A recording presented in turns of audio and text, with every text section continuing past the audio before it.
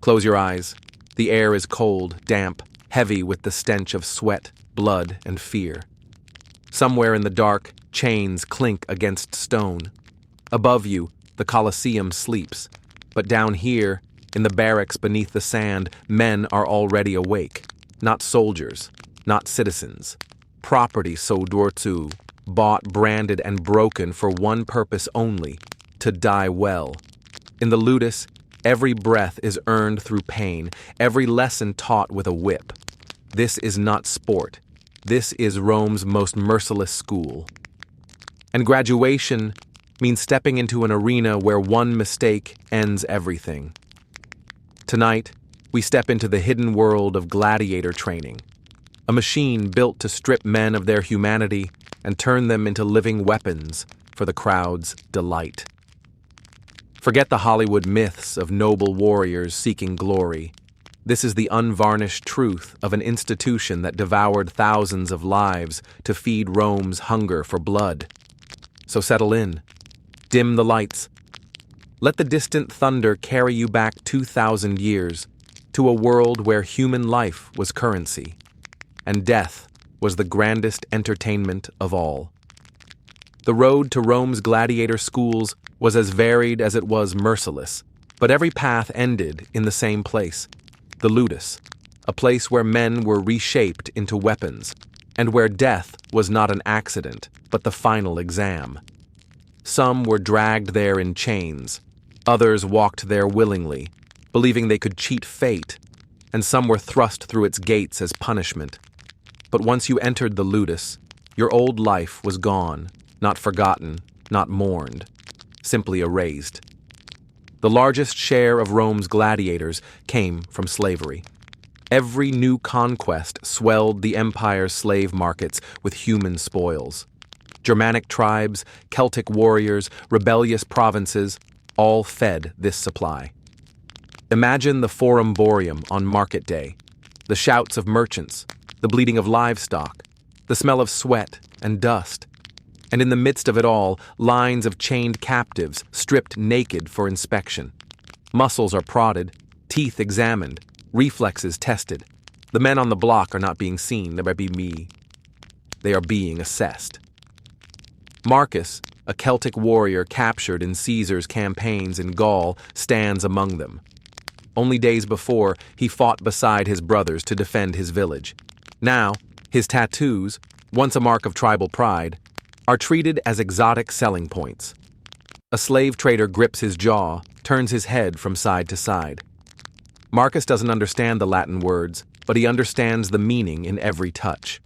He is no longer a man. He is property. The auctioneer's voice booms. Strong stock from the northern campaigns. This one killed 3 legionnaires before capture.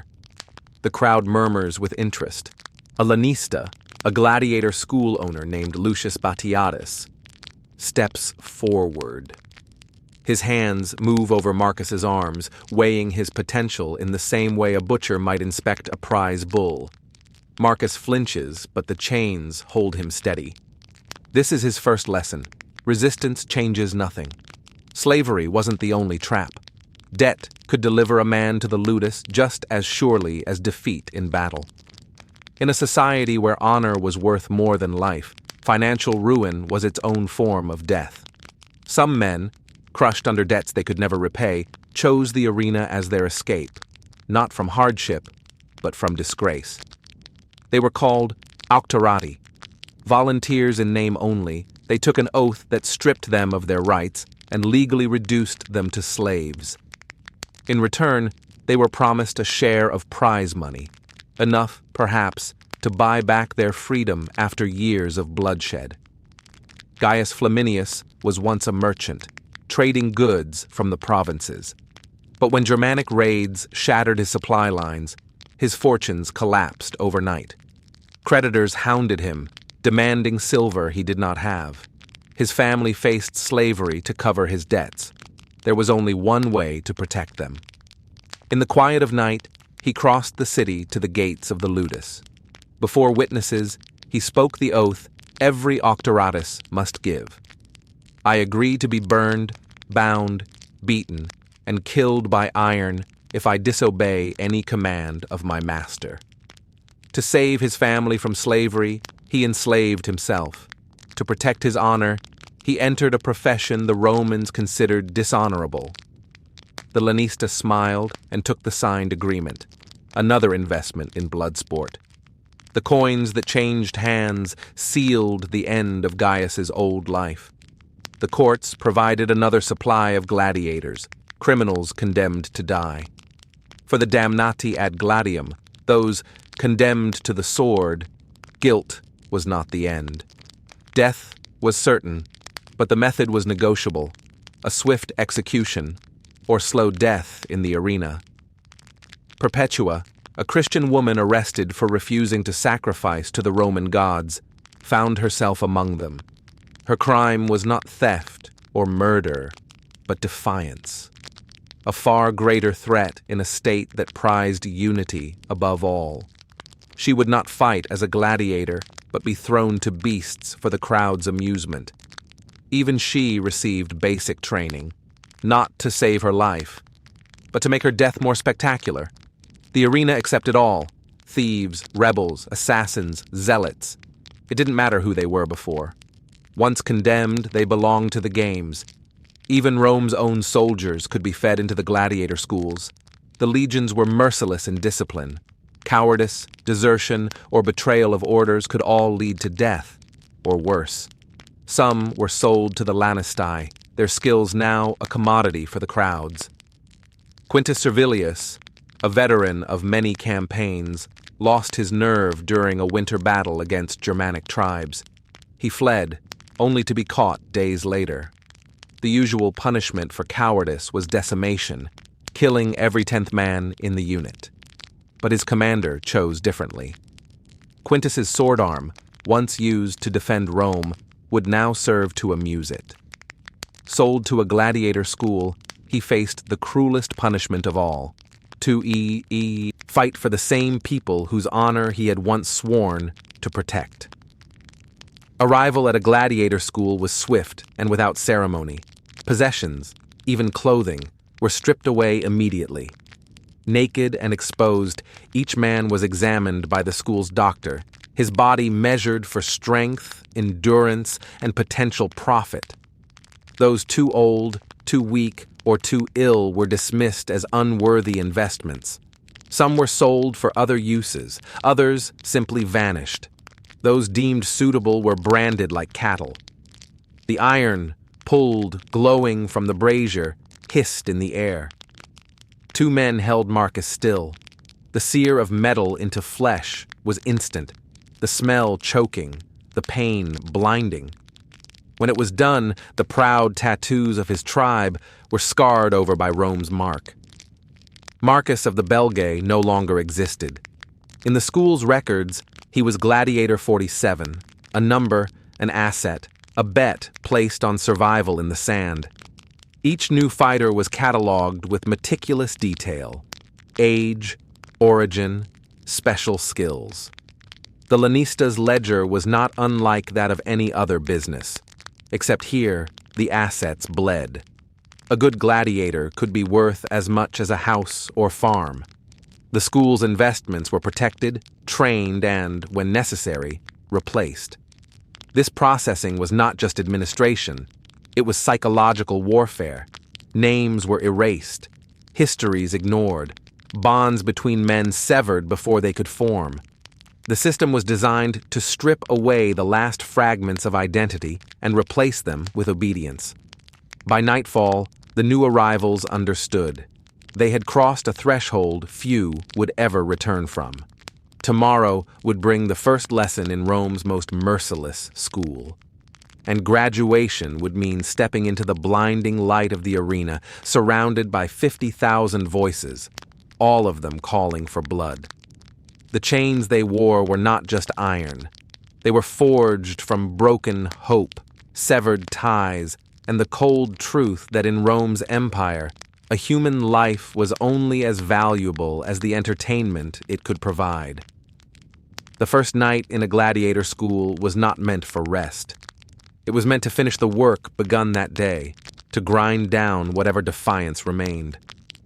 As darkness swallowed the ludus, the new arrivals were driven into their cells. These were not living quarters. They were cages. Carved from cold stone, each cell barely allowed a man to stretch his legs.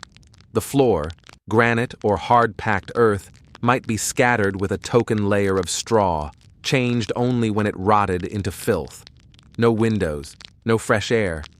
Just a slit of torchlight from the corridor, casting shifting shadows that turned the corners into lurking shapes. The air was thick and stale, clinging to the skin. The smell was layered. Unwashed bodies, old blood, damp straw, human waste, and the sour tang of fear.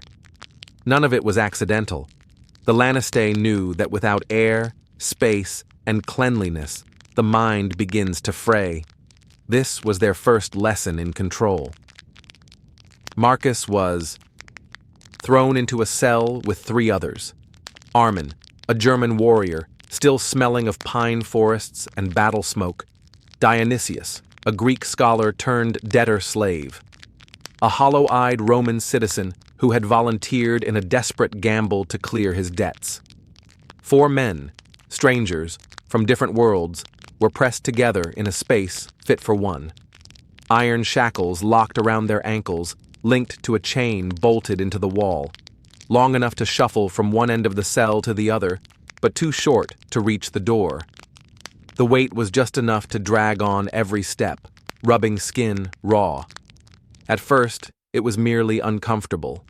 By morning, it would be agony. But the true burden was not the iron. It was the sound. Every movement came with the clink of metal, a constant reminder that their bodies no longer belonged to themselves. Sleep was almost impossible. The stone floor leached away warmth, leaving even seasoned warriors shivering. Straw scratched against fresh burns from branding. The cold drove them closer together, but there was no comfort in it. Only necessity. Armin pressed his shoulder against the wall, trying to dull the fire of his fresh brand. He had faced Roman legions in the forests, had seen friends die in the mud. But this was different. This was no battle. This was the slow, methodical dismantling of a man's spirit. Dionysius wept quietly. Yesterday, he had been teaching rhetoric under the tiled roofs of Rome. Today, his classroom was a stone box, his students replaced by cellmates who spoke in grunts and curses. His education had no value here. Philosophy would not keep him alive in the arena. The night was filled with sound. The ragged breathing of men too afraid to sleep. The groans of veterans haunted by what they had done to survive. The heavy tread of guards in the corridor, pausing now and then to slam a fist or boot into a door. And from deeper within the complex, the unmistakable sound of punishment, the crack of a whip followed by a scream again and again, until the voice broke. Gaius Flaminius lay awake, counting each lash, losing track, somewhere past 50. He understood the lesson. Here, pain was not just punishment. It was theater. The cells were weapons in themselves, too cold in winter, stifling in summer. In the colder months, prisoners huddled together, muscles cramping from the chill. In the heat, air became scarce, and breathing felt like swallowing fire. The latrines stripped away what dignity remained. A hole in the corner or a small bucket served as the only relief, with no privacy. Men who had once dined in marble halls now squatted in full view of strangers. The stench was unbearable and deliberate. Sickness thrived here. Wounds from branding festered, skin crawled with lice, lungs burned from the stale air. Some men never lived to see the training yard. Their bodies were dragged away before they could earn back the silver spent to buy them. Occasionally, the hopeless tried to escape the only way they could, by ending their own lives. The cells were built to make this almost impossible, but desperation breeds ingenuity. Chains twisted into nooses, heads slammed into stone, fingernails clawing at mortar until they bled. The guards stopped them, not out of mercy, but to protect an investment. The punishment for such attempts was public, brutal, and calculated to be remembered. By morning, the lesson was learned. Escape was impossible. Death would not come on your own terms. And yet, in the darkness, something unexpected began to grow. Marcus, shivering under the weight of his chains, reached across and touched Armin's shoulder. They shared no words, but the message was clear. We are in this together. The Greek scholar looked up and gave the smallest nod. In the ludus, brotherhood was not chosen. It was forged in shared misery. When the first light crept into the corridor, it was not a relief. The clank of locks and the bark of orders signaled the next stage of their captivity. The men who stepped from those cells were no longer the same ones who had entered the night before. Freedom was no longer a dream. It was a memory. And the memory was already fading. As they were herded toward the training ground, Marcus caught a fleeting glimpse of the sun through a barred window. For a heartbeat, he felt a rush of hope.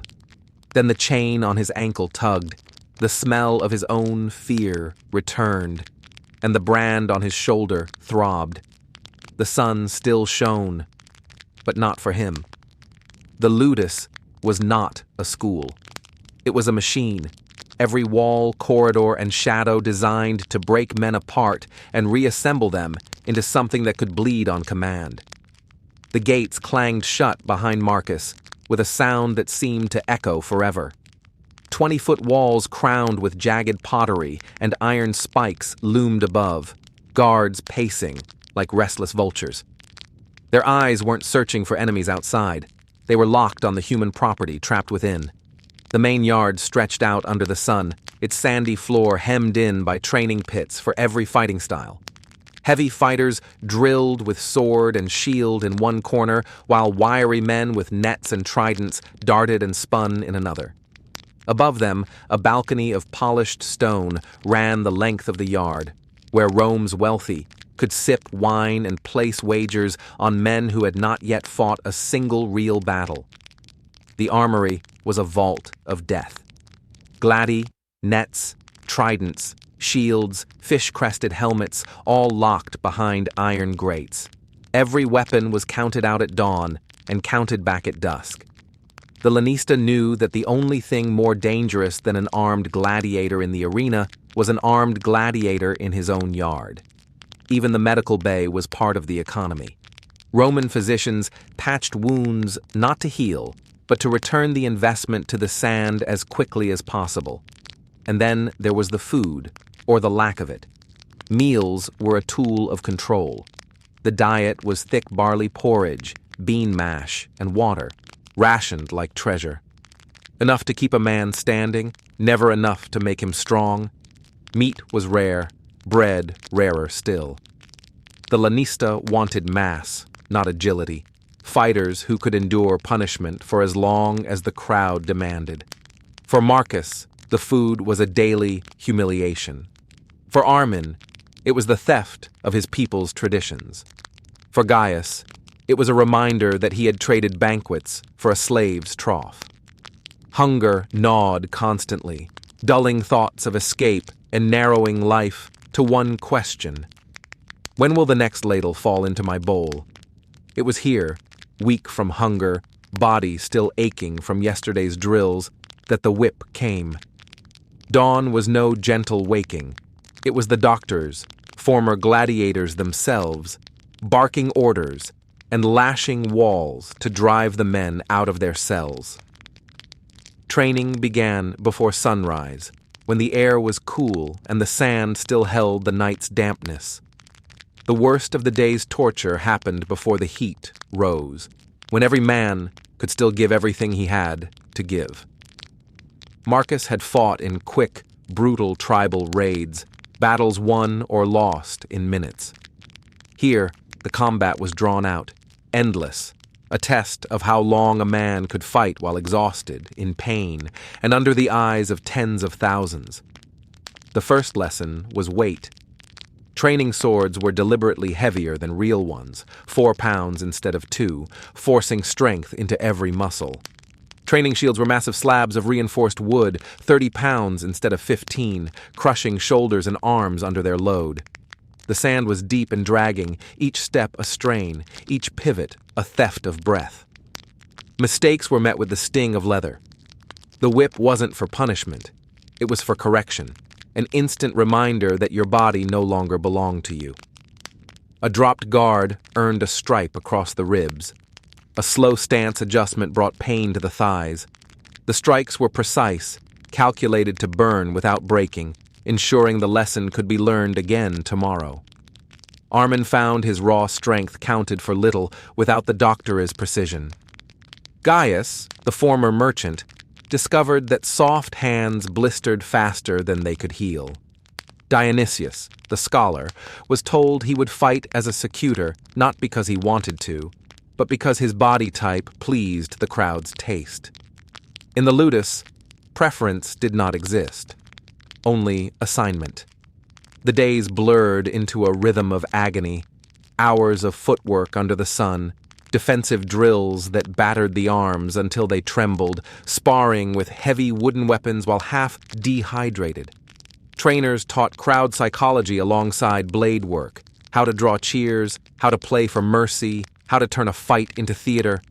Even practice bouts were performances, staged for wealthy eyes leaning over the balcony. By nightfall, the men were beyond exhaustion. They repaired gear, tended wounds, and collapsed into their cells, knowing that dawn would bring the same again. The ludus didn't just prepare men for the arena. It consumed them, grinding away names, histories, and loyalties until only one thing remained: the ability to kill beautifully for Rome's pleasure. And as Marcus lay on the cold stone, muscles twitching with fatigue, he understood the truth. This was not training for survival. This was training for spectacle, and spectacle demanded blood. There comes a moment when a man stops being a man. It doesn't happen with a scream. It happens quietly, in the space between one breath and the next, when something deep inside finally gives way. For Marcus, it began with the nights. The ludus didn't sleep. Men were dragged from their straw mats at random hours for extra drills, pointless punishments, or simply to be reminded that rest was not theirs to claim. The body could adapt to pain, but the mind unraveled. Dreams turned into jagged fragments, faces from home fading like smoke, memories slipping away until even his wife's eyes were just shadows. By day, he fought exhaustion with muscle memory. By night, he fought the terror of forgetting who he had been. The Romans were precise in their cruelty. New arrivals were shifted from cell to cell, never long enough to form bonds. Language barriers became walls of silence. If a friendship did form, the doctors found a way to poison it, forcing the men to fight each other, not to kill, but to hurt, to humiliate. Marcus learned quickly, trust no one. Armin took it harder. In the forests of his homeland, loyalty had been sacred. Here, it was bait in a trap. The emptiness that followed left him hollow-eyed, staring at the wall long after drills ended. And then, there were the deaths. Training was safe, they said, but safety was relative. A slip in the sand, a weapon angled wrong, and a man's skull would give way. There was no mourning. The body was carried off, the sand raked flat, the next drill called. Dionysius saw a young Thracian fall on his own wooden blade, choking on splinters and blood, while the rest of them were ordered to keep sparring. It was the casualness that haunted him more than the death itself. The conditioning crept deeper. Wooden posts shaped like men were stabbed again and again, each blow aimed at where the heart, lungs, or liver would be. They practiced killing blows until they could be delivered without hesitation, without thought. Trainers spoke of it like carpentry. Cut here, strike there, finish the work cleanly. Even the gods weren't safe. Men were forced to bow at Roman altars, to offer prayers to deities they didn't believe in. Gaius, who had once walked into the ludus by choice, broke when he was made to kneel before Mars and pray for the strength to slaughter strangers for spectacle. That was the moment he knew. Volunteer or slave, it made no difference. Humiliation became another weapon. Public examinations, naked drills, and, for some, abuse that crossed every boundary of dignity. Those who resisted learned that pain had no floor in this place. The rest learned to stand still and let it happen. Hunger was constant. Not the sharp pangs of a missed meal, but the dull, gnawing ache that never left. It clouded thought, made long-term plans impossible. Combined with exhaustion, it stripped away everything except the need to survive the next hour. The doctors were no refuge. They worked for the lanista, not the fighters. A poultice might soothe a wound one day and burn like acid the next if compliance needed encouragement. Pain and relief came from the same hand, each a reminder that nothing, not even your own healing, belonged to you. Bit by bit, the past eroded. Birth names were forgotten, replaced by arena names chosen for spectacle. The men became characters in Rome's bloody theater. Barbarians, heroes, villains, whatever role sold the most tickets. Marcus caught himself answering to his gladiator name without thinking, the syllables of his real one already strange on his tongue. And somewhere in this long descent, the final shift came, the acceptance of death. Not fear, not resistance, acceptance. The arena stopped being a threat and became a destination. Some even began to crave it. Death meant an end to the drills, the hunger, the endless ache.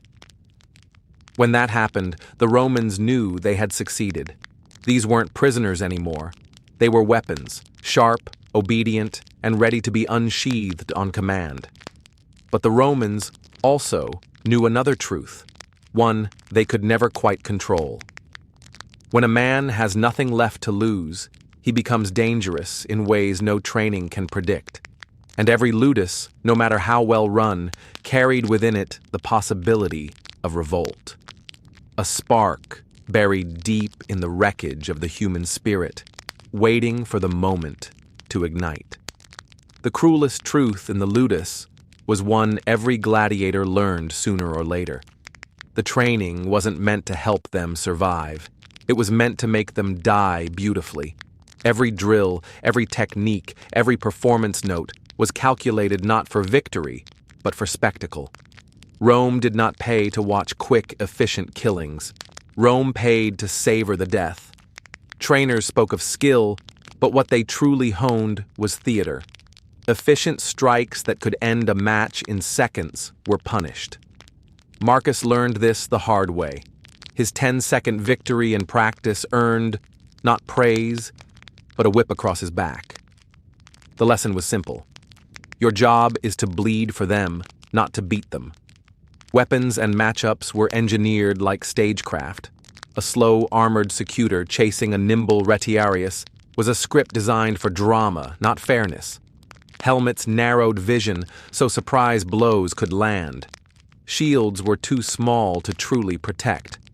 Some, like the retiarii, were left half-naked, not for mobility, but so the crowd could watch skin split and blood pour. The fighting styles demanded here were the opposite of real combat. In tribal war, Armin had learned to strike fast and end the fight. In the arena, he was taught to draw it out, to stumble, to rally, to make the crowd gasp. Even injuries became part of the choreography. Medical lessons focused on fighting through pain, binding a wound on the fly, ignoring the screaming of your own nerves. Gladiators were schooled in the art of dying. They learned how to fall, so even the back rows could see the final agony, how to clutch at wounds in ways that stirred sympathy or bloodlust. Death was a performance with rules, slow enough to be savored, but not so slow the audience grew restless. The system was sadistic in its psychology. Friendships forged in the barracks were turned into emotional weapons. Marcus's closest ally, Brennus, was the man he would one day be ordered to kill. The bond had been nurtured on purpose. The crowd would relish watching it break.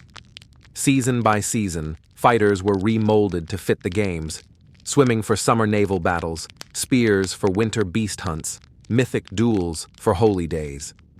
Versatility was survival, but only survival of the show. Specialization, the one thing that might actually keep a man alive, was discouraged. And when the moment came, it came suddenly. One day, a man was training. The next, he was told, "You fight in 3 days. No time to plan. No time to prepare." Equipment might be swapped for something unfamiliar, even sabotaged. The goal wasn't fairness, it was chaos, unpredictability, excitement. The final nights were spent in the spoliarium, waiting for dawn, the scent of blood heavy in the air. Priests blessed them, not to save them, but to sanctify their deaths. In chains, they were marched through the streets, a moving advertisement for the games. Graduation here was not a celebration, but an inspection. Who would die memorably? Who would die forgettably? The first earned the main stage. The latter were tossed into mass slaughters where they could be consumed without fuss. Veterans taught survival, but survival meant pleasing the crowd long enough to be spared, not winning outright. Even those who lived knew the truth. The arena always won. The irony was the most terrible thing of all. The system trained men to embrace their deaths, to see them as their one chance at honor. By the time a gladiator was ready, he had already surrendered the will to live. And some, broken, reshaped, hollowed out, marched toward the sand with something like pride. Out of the crushing brutality of their training, when every lesson had taught them that they were not meant to survive, something unexpected began to bloom. Fragile, defiant, and profoundly human. A brotherhood. Not born of choice or shared ideals, but of a desperate, instinctive need for connection in a place designed to strip every man of his identity. It was not supposed to exist. The Laniste and guards worked tirelessly to prevent it, separating friends, punishing whispers, forbidding even the smallest act of kindness. And yet, it grew. Like weeds forcing their way through cracks in stone, it took root in the poisoned soil of the ludus. The bonds began in the darkest hours. When the shouting had stopped, the practice yard was silent, and the only sound was the slow, painful breathing of men trying to sleep on cold stone. In those moments, stripped of weapons, stripped of hope, stripped even of the dignity to choose how they would die, the men reached for one another. A glance, a muttered word, the quiet passing of a crust of bread, small gestures that said, "I see you. You are still here. You are still human." Marcus remembered it clearly. The 4th night after his capture, when Armin, the towering Germanic warrior who had once been his enemy, silently broke his ration in half and pushed it toward him. No words, no thanks. Just an understanding. Tribe, homeland, and history no longer mattered. In the eyes of Rome, they were the same, condemned men waiting to be turned into spectacle. That night, Marcus realized that in this place, kindness was rarer than food and worth far more. These early acts of brotherhood defied the system, even when they seemed small. Food was shared when guards turned their backs. Water passed hand to hand to the injured. Strips of cloth, torn from one man's tunic, became makeshift bandages for another's wounds. No one did it because it improved survival odds. Most of them knew the odds were beyond saving. They did it because, for a brief moment, it reminded them they were still people, not just the property of the arena. Over time, the barriers of language that Rome had relied on to keep its captives divided began to crumble. words from half a dozen tongues blended into a rough, shared language. More often, gestures spoke louder than any word. A nod to signal solidarity, a glance to warn of danger, the grip of a forearm to say, "I will stand with you." Dionysius, the educated Greek, often acted as translator, but even he knew that the deeper understanding passed in silence. Religion, so often a tool of division, became another unexpected bridge. Men learned each other's prayers, not always out of belief, but out of a need to belong to something larger than themselves. A Christian hymn hummed under the breath of a dying man might be joined by the deep-voiced chant of a Celt, or the soft invocation to forest spirits whispered by a Germanic tribesman. Slowly, a patchwork faith emerged, not tied to one god or pantheon, but to the simple act of remembering together that there was still a world beyond these walls. And then there were the secret rituals, dangerous, forbidden, but irresistible. In the hidden corners of the ludus, away from the eyes of guards, gladiators would swear blood oaths, pricking their palms with shards of pottery and mingling the drops together. The vow was simple. We will stand for one another. We will die together if we must, and we will remember each other's names when the sand swallows our bodies. It was reckless, it was punishable by torture, and it gave them meaning in a place where meaning had been stripped away. But the brotherhood came with a cruel, inevitable price. The Lannistai saw its value not as resistance, but as raw material for greater entertainment. What better way to wring gasps from the crowd than to force two men who loved each other like brothers to fight to the death? What better theater than to make the audience watch the grief on a victor's face as he struck the killing blow? Marcus and Brennus, his young Gallic partner in training, learned this truth too late. In the yard, they had moved as one, each anticipating the other's moves with almost supernatural precision. They had sworn, quietly, to find a way to survive together. But the games cared nothing for such promises. One morning, without warning, their names appeared together on the next arena slate, not as allies, as opponents. Even trust, the rarest and most precious currency in the ludus, could be poisoned. Informants, men so broken by fear or tempted by favors, sold the secrets of their brothers to the masters. Some betrayed out of calculation, believing it was the only way to prolong their lives. Others simply lost the strength to resist.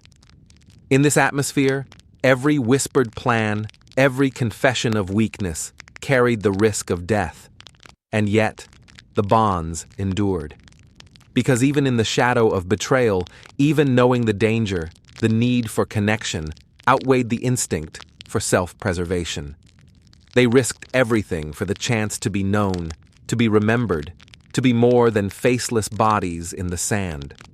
The brotherhood became a paradox, an act of resistance and an unwitting service to the very machine they hated.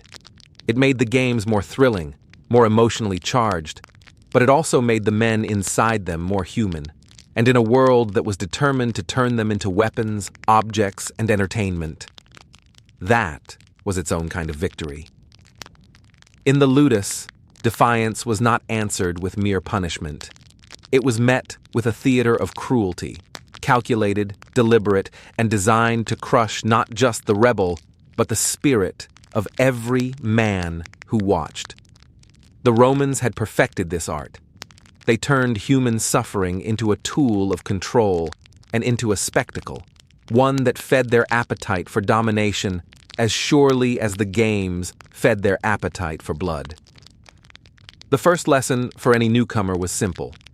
Rome had an almost infinite imagination when it came to breaking those who resisted. This was not mindless sadism, though sadists found ample opportunity here.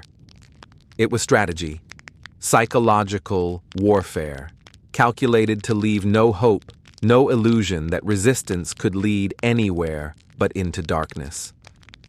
Marcus learned this truth in his second week, when a German named Adolf, broad-shouldered, with the eyes of a man who had once been free, tried to slip away during training.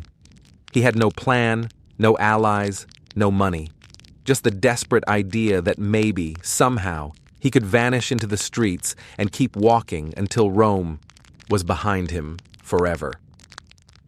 By nightfall, he was back. Rome was a city where every citizen knew how to spot a runaway slave, and the guards who caught him almost seemed disappointed that the chase had ended so soon. But they had not lost their fun. His return would be the beginning of something much worse. It did not end with a swift execution. That would have been merciful. No, Adolf became the centerpiece of a spectacle meant to burn itself into the minds of every man in the ludus. They chained him to a post in the center of the yard, stripped him bare, and made sure that each gladiator could see his eyes as well as his wounds. The whip they used was no training tool. It was a scourge, its leather strands knotted with bits of metal that tore flesh with every lash.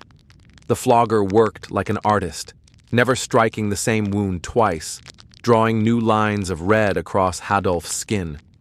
When he weakened, they paused, not from mercy, but to make sure he stayed conscious long enough for the lesson to take root. Armin, another German from the same homeland, was chained in place, forced to watch his friend's destruction without the slightest chance to intervene. That was part of the punishment, too. To make witnesses feel the guilt and helplessness so deeply that they would never dare follow the same path. When the scourge was finally set aside, the cruelty shifted form. Salt and vinegar were poured over his wounds, the sting sharp enough to make his body jolt despite the chains. Hot irons followed, pressed not to brand him as property. He already bore that mark, but simply to burn.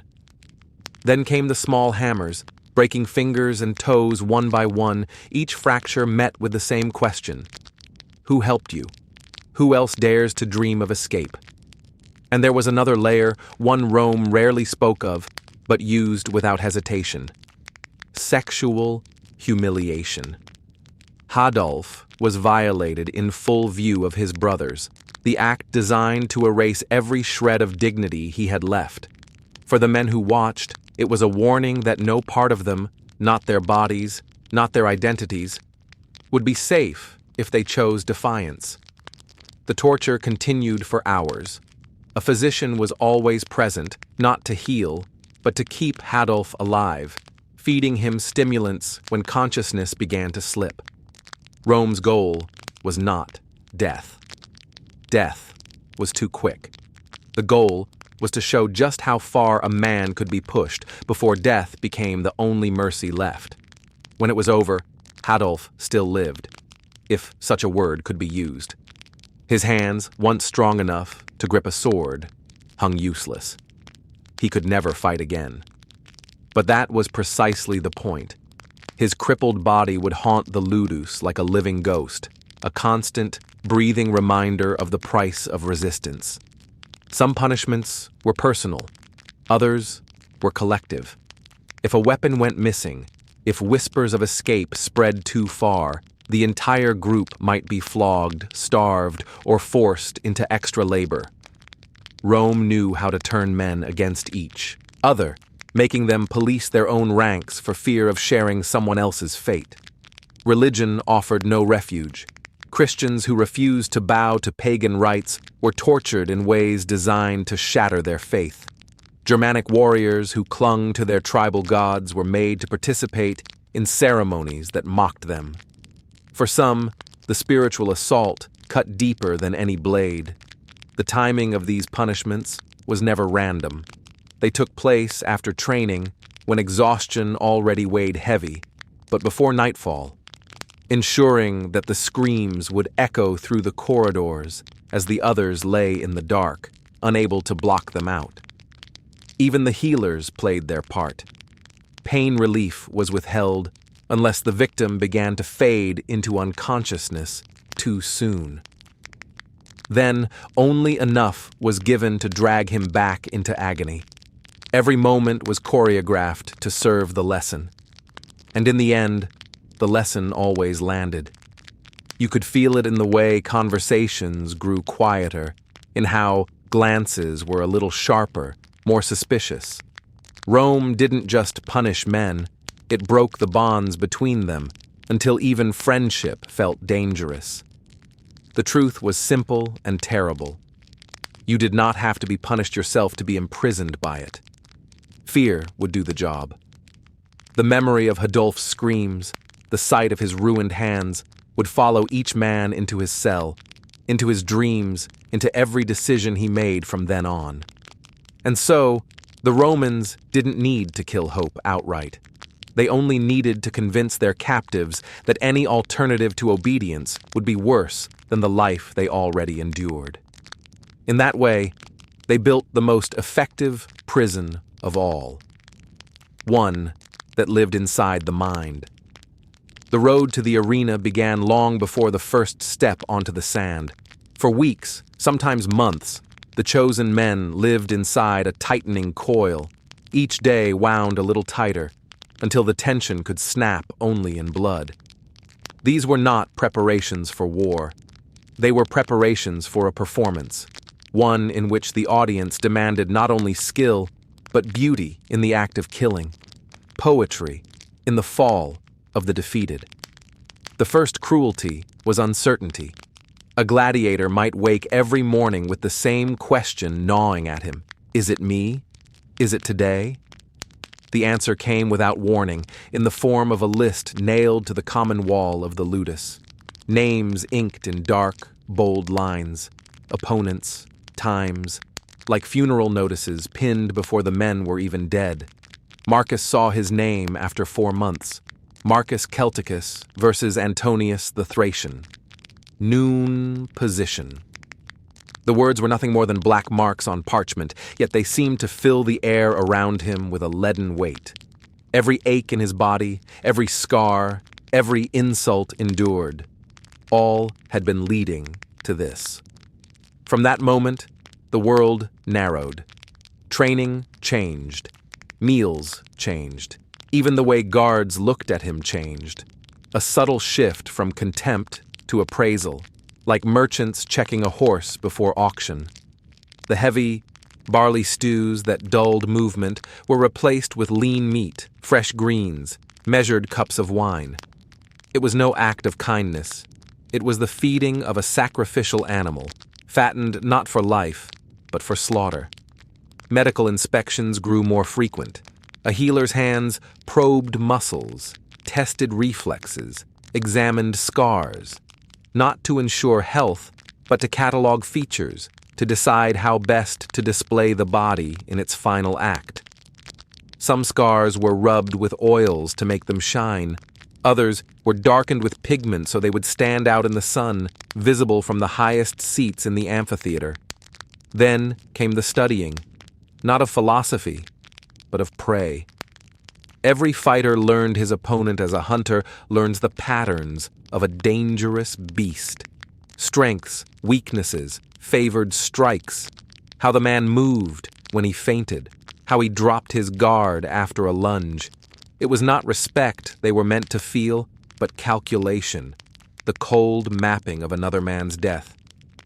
When real weapons appeared for the first time, the air in the training yard shifted. Gone were the heavy wooden blades dulled by years of practice. In their place, steel that gleamed like water in the sun. Balance to perfection, edged to bite deep. Even the armor was crafted for show, polished bronze to dazzle the eye, crested helms to catch the light. They were works of art, made to kill beautifully. Every moment was staged. Sparring matches now drew blood by design. Small cuts, shallow wounds, enough to make the men accustomed to the sight and feel of their own blood, enough to strip away the hesitation that might freeze a man mid-strike when the real killing began. Religion wove through the preparations like a net. Roman rites to Mars, foreign prayers whispered into the dark. Some men begged for life, others begged only for courage. Gaius Flaminius stood before the altar, forced to pray not just to kill well, but to die well. His voice did not shake, but only because the consequences of refusal were worse than any death. Even vanity became a weapon. Gladiators were bathed, shaved, oiled until their muscles glistened like bronze statues. Hair was combed and cut for maximum effect.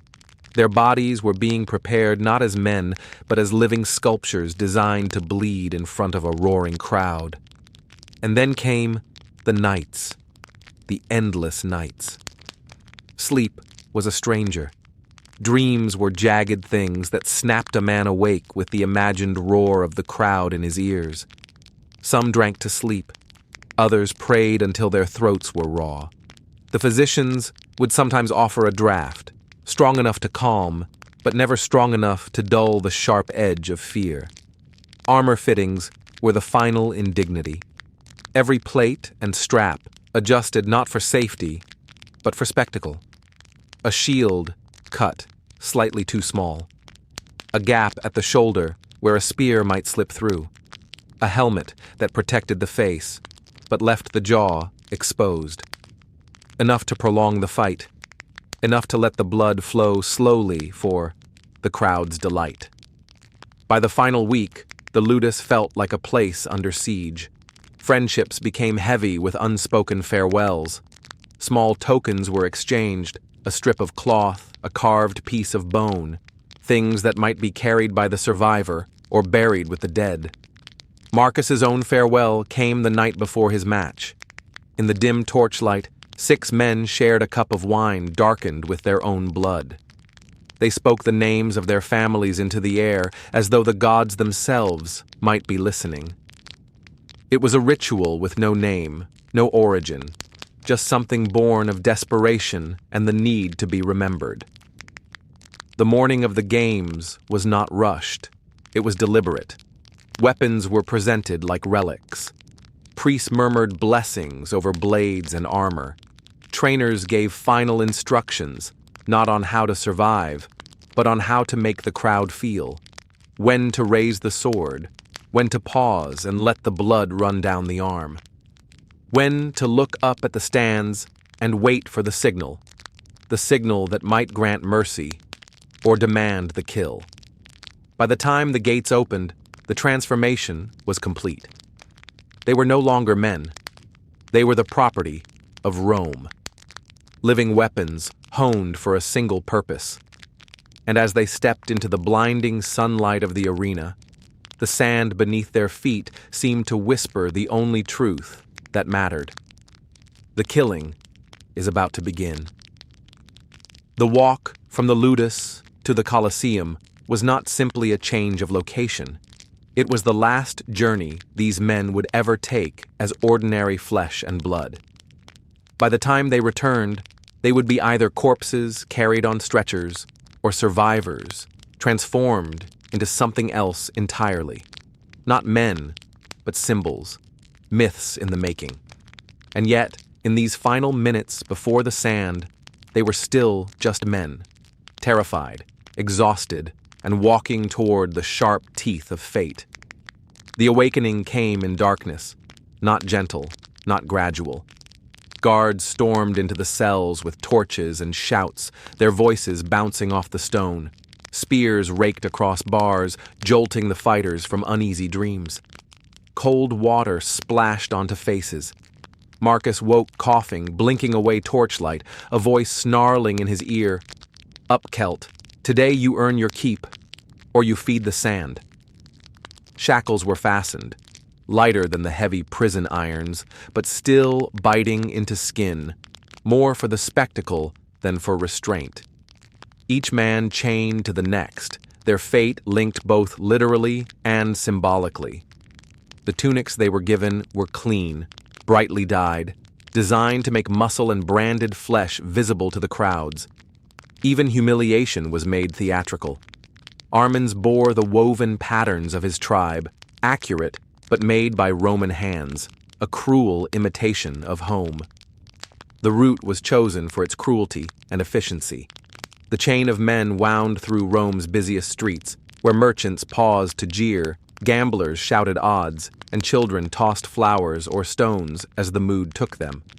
The air smelled of frying bread, hot metal, animal dung, a chaotic mix that clung to their senses after months in the confined, sweat-soaked air of the ludus. Some in the crowd called encouragement, as if it were possible to fight harder for their amusement. Others spat insults. Gaius Flaminius recognized faces from his former life, men who had once shaken his hand in friendship, now staring with curiosity or worse, excitement. None stepped forward to help. Music marched with them, drums, horns, flutes, playing bold, triumphant notes that clashed horribly with the knowledge of what awaited.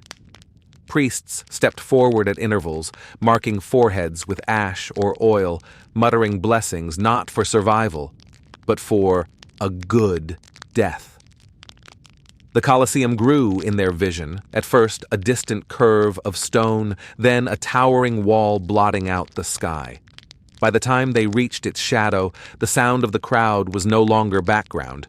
It was a living force, pressing against their skin, seeping into their bones.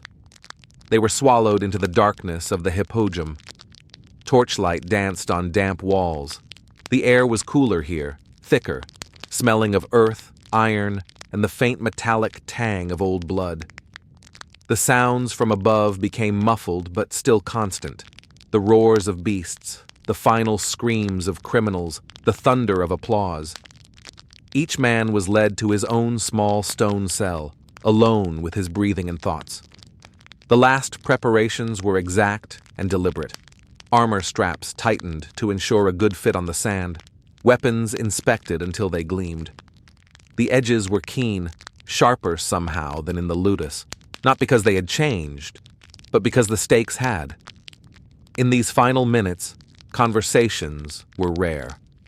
Brennus managed to whisper to Marcus through the stone, words of brotherhood, a promise to remember, whether in victory or in death. The elevator platforms creaked underfoot as the first fighters stepped onto them. Slowly, deliberately, the great machines began to rise. Light poured down from the arena above, blinding after the gloom. And with that, the transformation was complete.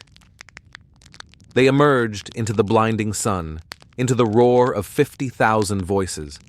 The sand was warm beneath their feet, soft with the blood of men who had fought and died before them.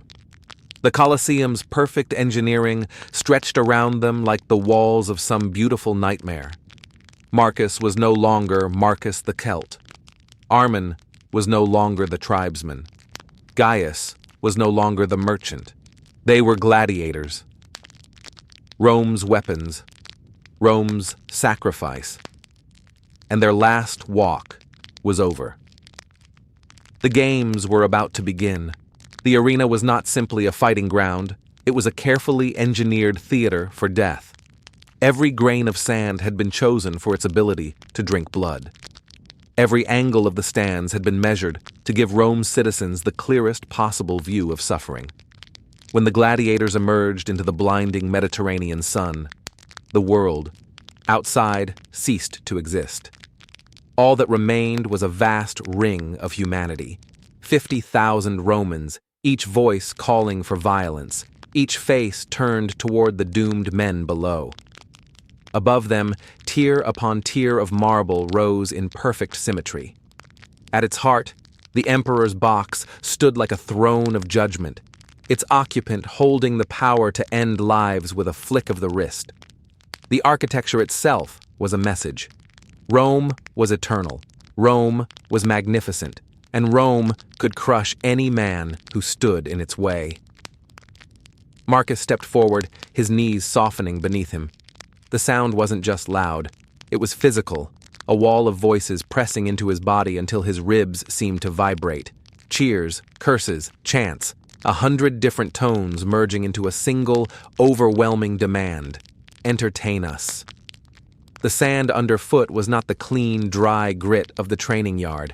It was darkened with old blood, laced with sawdust and lime to hide the worst of the stench. Yet the metallic tang still rose in the heat. It was soft enough to swallow the dying, yet firm enough for combat. A surface designed to make killing look effortless. Around the ring, banners rippled in the breeze, painted with the names and exaggerated feats of the fighters. Scenic backdrops transformed the space into whatever the crowd desired: a forest, a fortress, a mythic battlefield. The Colosseum could be a sea for naval combat by morning and a burning city by afternoon. The opening ceremonies began, drums rolling, trumpets blaring. Announcers, their voices amplified by the structure's acoustics, turned each man into a character in a story. Armin was introduced as a savage Germanic beast, his supposed bloodlust painted in colors far more lurid than truth. The lies didn't matter. The crowd wanted a villain, and Rome had given them one. The Emperor's arrival drew every eye. When he took his seat, the ritual words cut through the air: Ave Imperator, morituri te salutant. Hail, Emperor! Those who are about to die salute you. Whether or not it was spoken at every game, the meaning was the same: the powerless giving their last breath to acknowledge the power that would end them. Before the main combats began, the warm-up spectacles played out. Criminals were mauled by beasts, their deaths staged as moral lessons, wrapped in gore. Mythological reenactments ended with real flames and real bodies. Dionysius watched a condemned man dressed as Orpheus, only to be torn apart by bears as the crowd laughed and clapped. This was more than execution. It was theater with blood for ink. The main fights began, crafted for spectacle rather than fairness, heavy against light, veteran against novice, friend against friend. Marcus found himself facing Brennus, the man who had kept him alive through training, the only soul he still trusted. The pairing was deliberate. Rome fed on such tragedies. Their first strikes were hesitant, blades glancing away. The crowd grew restless. A chant began, low at first, then swelling, a demand for real blood. The pressure mounted until instinct overpowered loyalty. Brennus faltered for just a heartbeat, and Marcus's blade found its opening. Brennus collapsed into the sand, his blood joining the thousands of stains beneath their feet. The cheers crashed down like a tidal wave. Marcus stood over him, weapon still in hand, and felt nothing but emptiness. Victory had no taste. Around them, the spectacle rolled on. Beast hunts, staged battles, executions, feats of engineering as trap doors opened to release fresh horrors. Every moment, the crowd fed on death.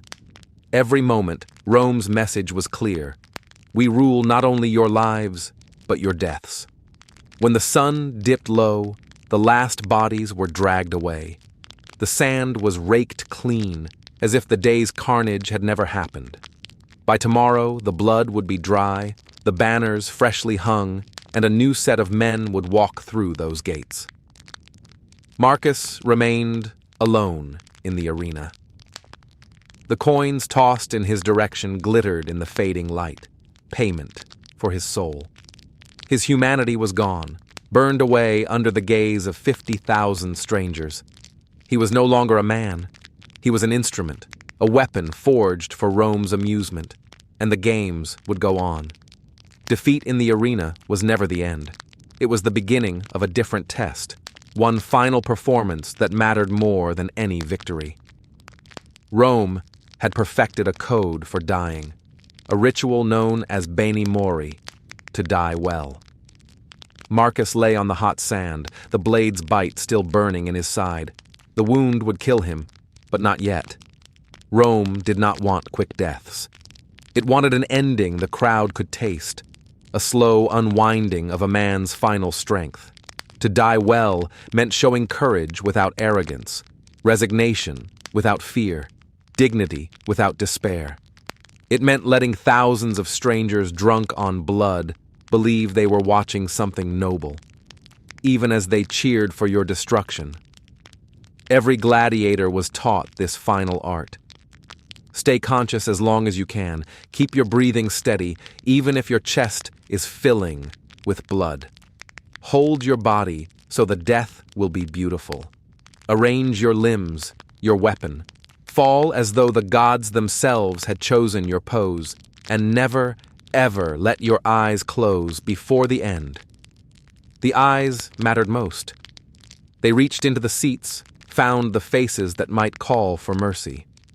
Armin had studied those eyes from the safety of the barracks, learning which gazes would turn away in pity, and which would smile coldly as the sword came down. Dionysius, the orator, understood the arena as another courtroom. Only here the jury was bloodthirsty, and the verdict was almost always death. He read the crowd like an argument, adjusting every glance, every breath, to hold their attention, to make them care just enough to spare him. When mercy was possible, the ritual words mattered. Habet, hoc habet. He has it. This one has it. Spoken too early, they made you a coward. Spoken too late, and you might never be heard. But mercy was never guaranteed. A crowd's mood could be swayed by anything. The elegance of your fighting, the memory of past victories, the emperor's whim, even the price the promoter had paid for you. A skilled, expensive fighter might live to fight again. A cheap one was a corpse waiting to be carried away. When the crowd had decided, the emperor's gesture sealed it. Thumbs turned, and the killing stroke followed. The victorious gladiator, often a friend, a brother in the barracks, was expected to end it cleanly. But even mercy in death had to be beautiful. The killing dagger, the Pugio, was driven with precision, ending the show while pleasing the eye. Marcus watched his opponent approach, the dagger glinting in the sun. The roar of the amphitheater dimmed to a muffled hum. The sand under him felt cool now, almost welcoming. His thoughts drifted not to the crowd, nor to honor, but to the hills of his homeland, green and endless, untouched by Rome. Some gladiators died with war cries from their tribes. Some whispered to their gods. Dionysius had planned to die with the words of Socrates, but Rome preferred blood over philosophy. Whether you died with fire or with silence, the truth was the same. This was never your choice. Death and dishonor were just two masks for the same end. Charon's masked attendants would drag the body away. The sand would be raked clean. The next man would enter, knowing that the only freedom here was in how you met your final breath. And the machine, the great, unfeeling machine, would go on. Freedom. For most gladiators, the word was less a goal and more a ghost, whispered about in the barracks like a miracle no one expected to see. The wooden sword, the rudis, was supposed to mean liberty. But in Rome, liberty was a rare prize, and when it came, it was often a stranger in your hands. To win that sword, you had to survive 10, maybe 15 appearances in the arena. That meant living through years of blood, years of broken bones, years of nights listening to your friends die in the sand. Most men never saw their second fight. Those who did became victims of their own success. The better you were, the more dangerous your opponents became. Survival itself painted a target on your back. Marcus had seen it happen only once. A Thracian fighter they called Spartacus the Younger had done the impossible. 17 matches in 4 years. He walked out alive, but the man who left was not the same man who entered. His body was a patchwork of scars, his mind a maze of ghosts. Rome made a show of his release. Before a roaring crowd, the lanista placed the rudis in his hand. The people cheered, pretending they believed in redemption. In truth, they knew they were watching an event that might never be repeated, and they loved it. The illusion that their empire could be merciful. But mercy was never why Rome freed a gladiator. The decision was cold arithmetic. A man's value was weighed against the gold he had earned in gate receipts and betting revenue. Only the most profitable could be released, and even then, only when their usefulness had begun to fade. Armin, still a pupil in the Ludus, heard the veterans whisper, "Freedom was not always a gift."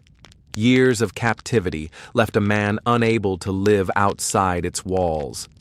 In Rome's eyes, a freed gladiator was still a slave in all but name. A profession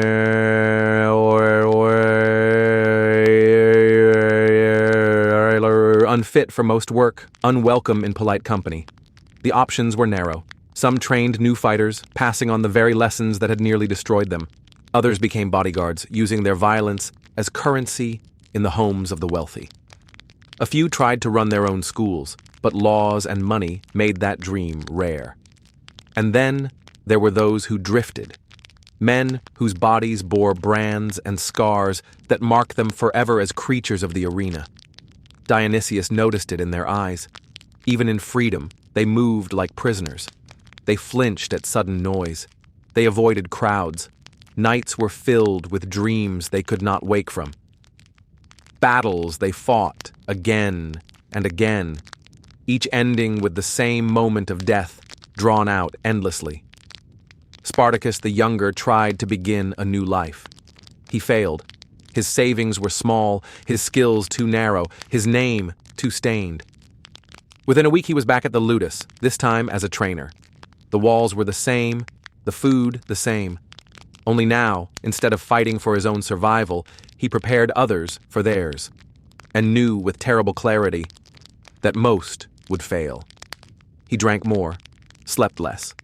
The men he trained reminded him of those he had killed. The guilt ate at him more than any wound. Freedom could not restore his family. Most were dead, scattered, or enslaved. Women avoided him, or worse, sought him for his fame as a killer. The intimacy he'd once known was gone, replaced by a hollow caution. His body broke down faster outside the arena than in it. Old injuries flared. Pain became constant, as if Rome's mark on him was burning itself deeper into his bones. Religion offered no comfort.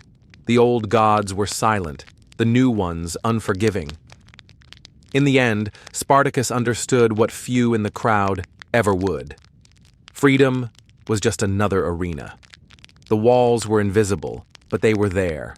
The Rudis was not a key. It was a reminder that the man who had entered Rome's machine was gone and would never return. Many freed gladiators did not survive long. Some took their own lives.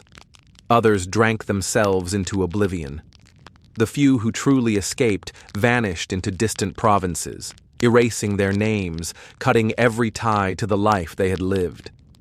The wooden sword that Rome held so high was nothing more than a relic, a symbol not of liberty, but of what had been taken. A man could leave the sand, but the sand would never leave him. The gladiatorial games began as religious ritual and military training, but over centuries they evolved into something far more sinister, a cultural addiction that revealed the darkest aspects of human nature while serving the political needs of an empire built on systematic violence. Rome's appetite for bloodsport grew from isolated events into an industry that consumed hundreds of thousands of lives while shaping the moral character of an entire civilization. The addiction began innocently enough with funeral games designed to honor deceased aristocrats through combat that symbolically provided armed escorts for their journey to the afterlife. These early spectacles were small, private affairs involving a few fighters whose deaths were meant to serve spiritual rather than entertainment purposes. But the public's response to these blood rituals revealed an appetite that would grow beyond all reasonable proportion. Marcus, in his final moments in the arena, could never have understood that his death was part of a cultural phenomenon that had consumed the Roman Empire for over 6 centuries. His blood joined that of hundreds of thousands of other human beings whose lives had been sacrificed to feed an addiction that had become central to Roman identity and imperial stability. The transformation from religious ceremony to mass entertainment occurred gradually but inexorably as Roman politicians discovered the political utility of providing spectacular violence to urban populations.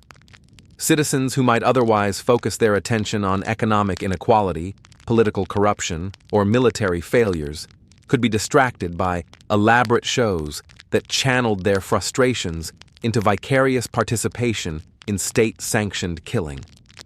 The scale of gladiatorial production grew to match the empire's expansion, with amphitheaters constructed across Roman territories to provide local populations with regular doses of bloodsport.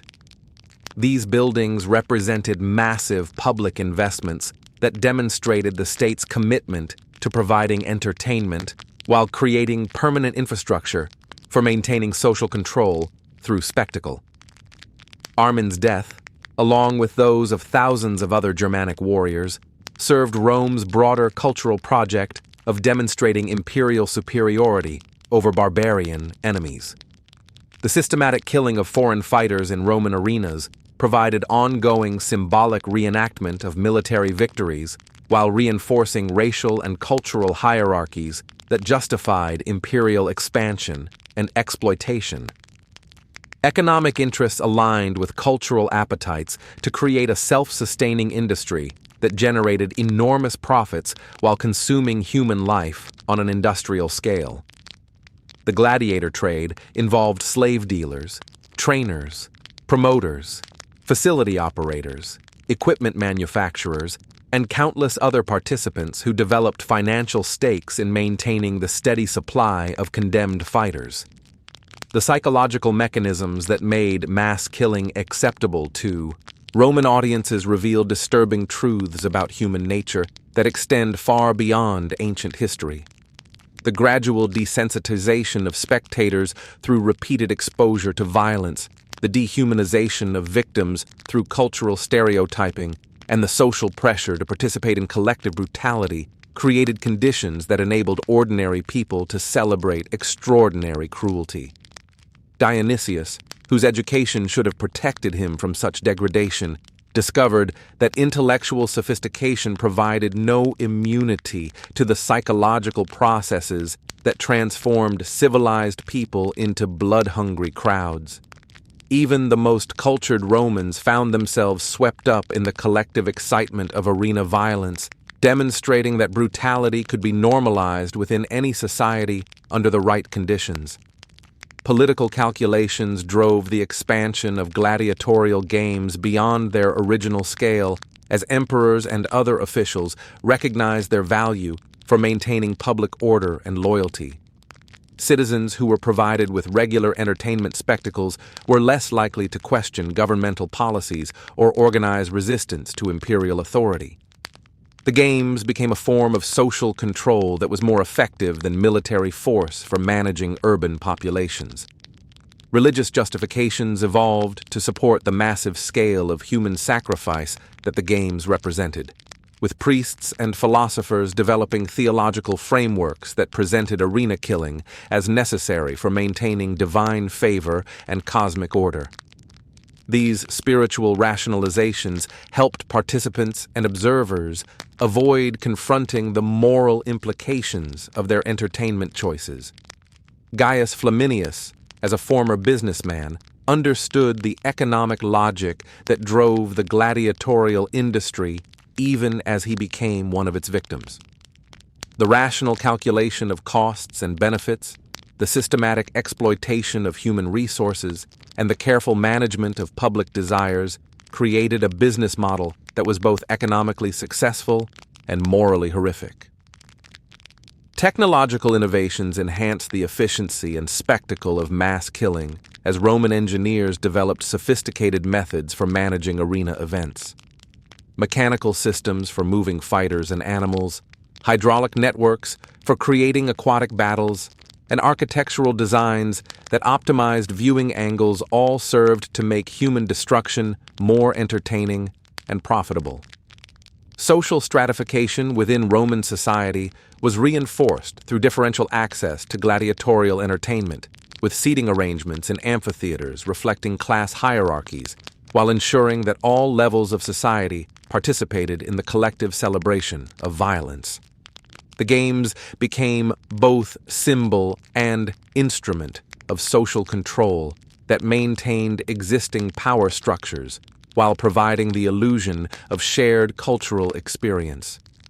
International prestige was enhanced through gladiatorial spectacles that demonstrated Roman wealth and power to foreign visitors who carried reports of imperial magnificence back to their home regions. The ability to stage elaborate games involving exotic animals and skilled fighters from across the known world advertised Roman dominance while intimidating potential enemies. Artistic and literary culture absorbed gladiatorial themes as poets, painters, and sculptors found inspiration in arena violence that they transformed into refined cultural products. This aesthetic elevation of brutality helped normalize mass killing by presenting it as worthy subject matter for serious artistic expression rather than simple barbarism. Educational systems incorporated gladiatorial values into the training of young Romans, who learned to appreciate courage, honor, and martial virtue through exposure to arena spectacles. Children grew up understanding that violence could be beautiful, that killing could be noble, and that human life was a commodity that could be consumed for entertainment when properly presented. Medical knowledge advanced through opportunities to study anatomy and trauma in the arena environment, where doctors could observe the effects of various injuries on living subjects. This clinical exploitation of human suffering provided scientific benefits that helped justify the continuation of practices that served research interests alongside entertainment demands. Legal frameworks evolved to support the gladiatorial industry through laws that defined which categories of people could be condemned to arena death, and under what circumstances. The systematic legal production of gladiator candidates created a steady supply of condemned fighters while providing procedural legitimacy for what was essentially judicial murder disguised as entertainment. Military training incorporated gladiatorial techniques as legion commanders recognized the value of arena combat methods for preparing soldiers for battlefield conditions. The cross-pollination between gladiatorial and military culture strengthened both institutions while spreading arena values throughout Roman society. Urban planning in major cities allocated prime real estate to amphitheaters that became focal points for community life and social interaction. These massive structures dominated city skylines and civic consciousness, making gladiatorial entertainment a central feature of Roman urban experience that shaped daily life for millions of citizens. Seasonal celebrations incorporated gladiatorial elements into religious festivals and civic holidays, creating regular occasions for mass violence that punctuated the Roman calendar with predictable opportunities for bloodsport. These recurring events created cultural rhythms that organized social life around anticipated episodes of human destruction. Gambling industries developed around gladiatorial contests as Romans wagered enormous sums on combat outcomes, creating additional economic incentives for maintaining the supply of arena fighters while providing another form of entertainment that enhanced audience engagement with the spectacles. Commemorative practices preserved the memory of famous gladiators and spectacular games through monuments, inscriptions, and artistic works that celebrated arena violence as worthy of permanent remembrance. These memorials normalized mass killing by treating it as heroic achievement rather than systematic murder. Gender dynamics within Roman society were reinforced through gladiatorial spectacles that demonstrated masculine virtues while positioning women as appreciative spectators of male violence. Female gladiators occasionally appeared in arena events, but typically as novelty acts that reinforced rather than challenged traditional gender roles through their exotic rarity. Regional variations in gladiatorial practices reflected local cultural preferences while spreading Roman values throughout the empire. Provincial amphitheaters hosted games that combined Roman formats with indigenous traditions, creating hybrid forms of entertainment that facilitated cultural assimilation while maintaining the essential element of human sacrifice. Philosophical discourse engaged with gladiatorial themes as Roman thinkers attempted to reconcile arena violence with intellectual traditions that emphasized virtue, wisdom, and human dignity. The resulting philosophical frameworks demonstrated the human capacity for rationalizing even the most extreme behaviors when they serve perceived social needs. Economic dependency developed in regions where gladiatorial industries provided significant employment and revenue, creating communities whose prosperity depended on the continued production of human entertainment. These economic relationships made it difficult to question or abandon practices that supported local financial interests. Demographic impacts of gladiatorial games included the systematic removal of young men from conquered populations, the selective breeding of fighters for entertainment purposes, and the cultural disruption caused by mass enslavement for arena purposes. These population effects served imperial interests while disguising genocide as entertainment.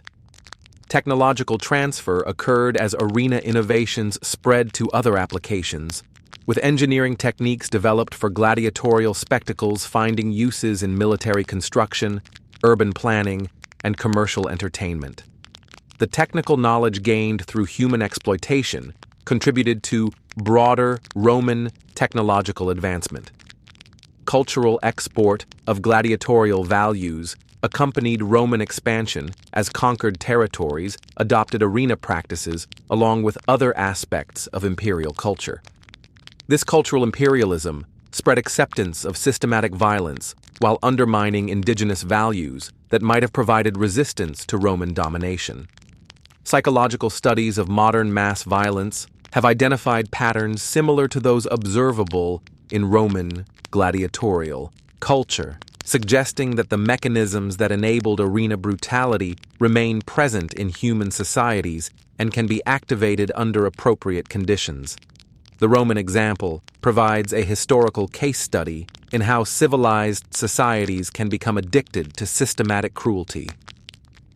The decline of gladiatorial games occurred gradually as changing economic conditions, religious transformations, and cultural shifts made the massive investment in human entertainment less sustainable and less acceptable.